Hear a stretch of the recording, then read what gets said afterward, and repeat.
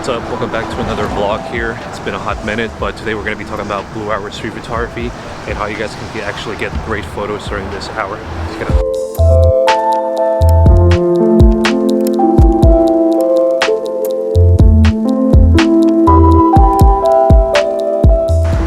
Alright guys, so first tip I want to give you is if you're going to be here in the morning for blue hour, try to be here 30 minutes prior to blue hour.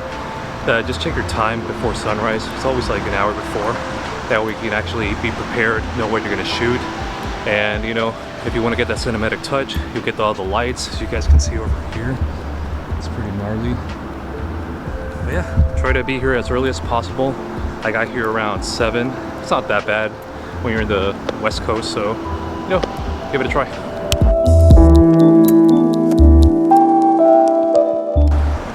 Alright, so I specifically came in for this shot over here of the needle. It's going to be on near the west end, you guys can see over here. I'm going to use my 70-200 to actually capture a photo. Let's see how that turns out. There's something going on here today with Santa Clauses. It is December. I think there's some sort of marathon going on. Not too sure, but everybody's dressed up like Santa Claus. It has to do with some sort of event. I'll let you guys know what it is. I couldn't have asked for any more perfect conditions. I mean, this is really nice right now.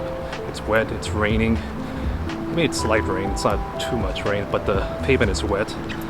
And I think this is the best time to shoot, especially during blue hour. It's starting to clear up now. I mean, there are nice clouds up there. When it comes to street photography, I always want something cinematic, something blue with the lights. It's just magical during that time.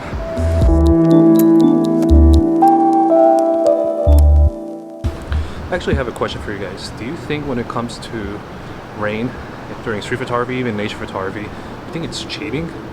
Like, you always get reflections and cool wet pavement, the city lights are different and whatnot. Do you think that actually is cheating? You guys tell me. So I just took a photo of right over here, this reflection. It was like a person walking through. It's one thing I want to know about you guys, if you think that's cheating or, you know, just have a good eye or something like that. I'll show you guys the photo right now.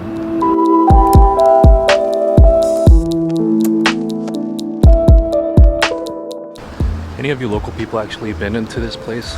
I've never been here. I heard you can get in for free on the weekends or something like that. Not 100% sure if I want to go in there just yet. Doesn't really grab my attention, but outside it does for great photos. Alright guys, I think I'm going to be calling it a day today. I have to go back home already. I'll finish the video up later on, give you more tips on blue hour street photography, so stay tuned for that.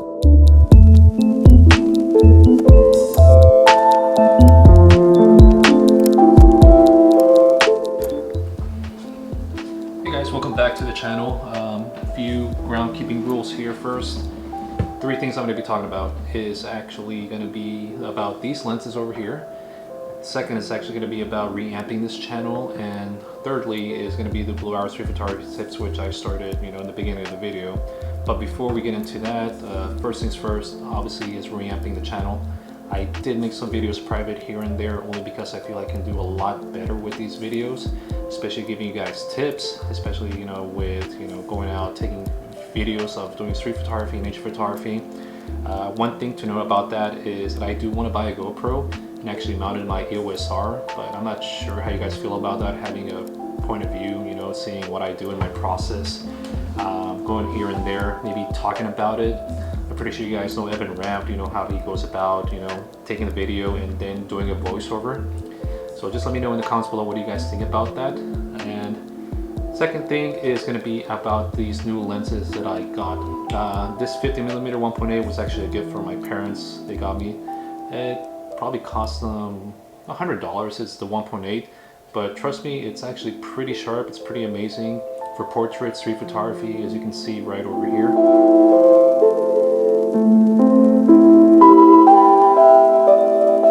And also I did get this 70-210, which, you know, is an amazing lens, but I haven't gotten, you know, full use of it.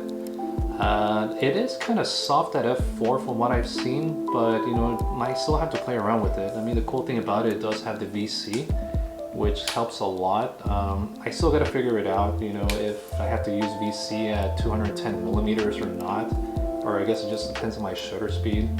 It is weather sealed, which is pretty awesome. It's, you know, I'm just still trying to get used to it. This is the first time I actually own a telephoto lens. And, you know, as time goes on, I'll probably get better at it and whatnot. I always, you know, the most that I've used was 24 to 70, so I guess a 70 millimeter mark, which, you know, does wonders for me. I will use it a lot. I do have locations that I already have in mind that I will take it to, especially with Mount Rainier. I just want everything compressed, you know, seeing Tacoma and Mount Rainier like kind of close to each other. It's just going to be a fun lens to use. And, you know, I feel like this is a fun lens to use. I know some people have their own lenses that they say are fun, but other than that, I know this will potentially be a fun lens. So let's get with those street photography tips. One thing to know when going out for blue hour street photography is actually, you know, checking your settings, because not every time you go out it's always going to be consistent.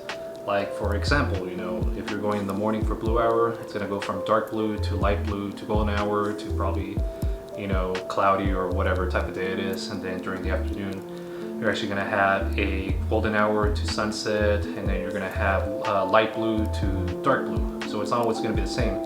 So it's always best to check your settings when going out and taking photos. I always try to set my aperture, you know, well, my settings mode to aperture priority, and then ISO, probably leave it at auto ISO. And then if it's going to be shutter speed, I try to keep it, you know, 1/25, 2/50th of a second in order to have things, you know, sharp. Unlike some people, you know, some people like having, you know, that fast-paced movement, maybe somebody walking and they're kind of blurry and whatnot, or trying to pan for a car. I mean, that's pretty cool too, but in my shots, you know, I like to keep everything sharp. And one thing also is best to have a lens that has like image stabilization. So that way, if you're around like 30th of a second or 50th of a second, you still get like the buildings all sharp and whatnot. But if there's somebody moving or there's a car moving, you don't get that fast motion and whatnot there. I mean, it's a pretty cool idea of saying aperture priority. And if it's during the day, I mean, we're not really talking about during day street photography, only blue hour, but if it's during the day, you're obviously gonna want probably manual settings. Pretty easy. But you know, you always want something to be like tack sharp.